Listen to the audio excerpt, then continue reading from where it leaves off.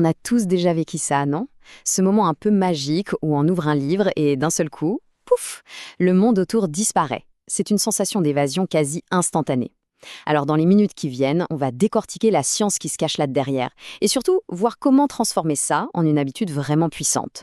Si vous êtes du genre à vouloir comprendre le pourquoi du comment, pensez à vous abonner, ça nous ferait super plaisir. Franchement, cette citation, elle parle à tout le monde. On imagine sans peine la journée compliquée, le poids des responsabilités, le bruit permanent, et puis le silence. Le simple fait de s'asseoir avec un bouquin, de tourner une page, et de sentir cette pression qui, tout doucement, redescend.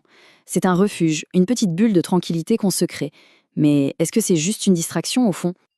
Et là, on touche à la vraie question. Est-ce que ce calme, c'est une sorte d'illusion, un simple tour de passe-passe de notre esprit pour oublier les problèmes? Ou bien est-ce qu'on assiste, sans le savoir, à une petite révolution biochimique qui se déroule juste là, à l'intérieur de notre crâne? La réponse, vous allez voir, pourrait bien changer complètement notre vision de la lecture. Allez, on enfile la blouse blanche et on plonge dans la salle des machines. Pour comprendre la magie, il faut s'intéresser un peu à la mécanique. Et ici, la mécanique, elle est chimique. On va parler de ce qui est un peu le carburant de notre motivation. Voici le grand chef d'orchestre, le système de récompense. Bon, c'est un circuit de neurones absolument essentiel à notre survie. Quand on fait quelque chose de bien pour nous, il libère une substance, la dopamine.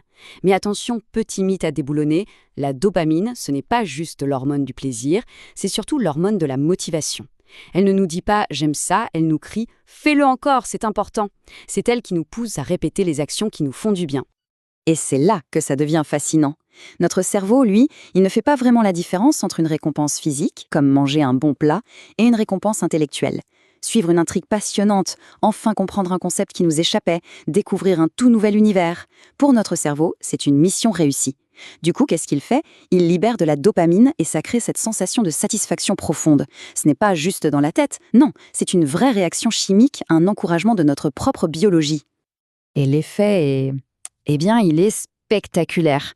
Des études ont montré qu'il suffit de 6 minutes, 6 petites minutes de lecture pour faire chuter le niveau de stress de presque 70%.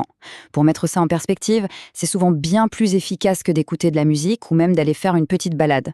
C'est une baisse vertigineuse juste en tournant quelques pages. C'est fou, non ? D'accord. Donc la lecture, ça apaise notre anxiété. Mais est-ce que ça s'arrête là ? Bien sûr que non. Parce que cette évasion du stress, en réalité, c'est juste la porte d'entrée. Derrière, il y a des bénéfices bien plus profonds, bien plus durables. L'aventure ne fait que commencer. En fait, cette stimulation cérébrale a des effets en cascade. Elle va renforcer notre empathie, notamment via un concept que les psys appellent la théorie de l'esprit. C'est cette capacité, presque magique, à se mettre à la place des autres. En lisant, on vit des milliers de vies. Il y a des entrepreneurs qui racontent comment la biographie d'un inventeur a fait germer l'idée de leur future start-up. En fait, chaque bénéfice est comme une nouvelle petite décharge de dopamine, une nouvelle récompense. Le point crucial, il est là. La lecture, ce n'est pas une simple habitude, c'est un véritable moteur qui s'auto-alimente. C'est un cercle vertueux. Chaque page qu'on tourne renforce notre désir d'en tourner une autre. Bon, savoir tout ça, c'est super, mais en pratique, on fait comment ? Surtout quand l'envie n'est pas là ou que l'appel des écrans est plus fort, comment on amorce la pompe si on part de zéro ? Heureusement, il existe une méthode pour, en quelque sorte, pirater notre propre cerveau. L'astuce, c'est de construire un pont. En attendant que le plaisir de lire s'installe pour de bon, on va créer une association un peu artificielle. On va lier l'action de lire à une récompense qui, elle, est immédiate et externe. On force un peu le cerveau à créer une boucle action-récompense positive, c'est juste le petit coup de pouce pour démarrer le moteur. La méthode est toute simple, mais elle est redoutablement efficace. Pour un enfant, la récompense, ça peut être un autocollant sur un grand tableau du champion de la lecture. Pour un adulte, eh bien, ça pourrait être un épisode de sa série préférée, un bon café, ou juste le plaisir de cocher une case dans son agenda. La clé, c'est la rapidité. L'objectif est clair, l'action est faite, la récompense est immédiate. Et le cerveau enregistre, lecture égale satisfaction. Mais est-ce qu'il n'y aurait pas un piège ? Si ces autocollants et ces petites friandises devenaient une béquille dont on ne peut plus se passer ? C'est quoi le but final de cette stratégie ? C'est là qu'on touche au cœur du mécanisme, à la transition la plus importante. Ce tableau, il illustre parfaitement la différence. Imaginez qu'on construit une cathédrale. Les récompenses externes, ce sont les immenses échafaudages en bois. Au début, ils sont vitaux pour poser les premières pierres, pour monter plus haut. Mais personne ne vient admirer l'échafaudage. Ce qui reste pour les siècles, c'est la cathédrale elle-même, la joie de la découverte, la connaissance, l'émerveillement. L'échafaudage, lui, il est destiné à être démonté. Et voilà, la clé de tout est là. Le but, ce n'est pas de lire pour avoir une récompense. Le but, c'est d'utiliser une récompense pour apprendre à aimer lire. C'est un peu comme le lanceur d'une fusée.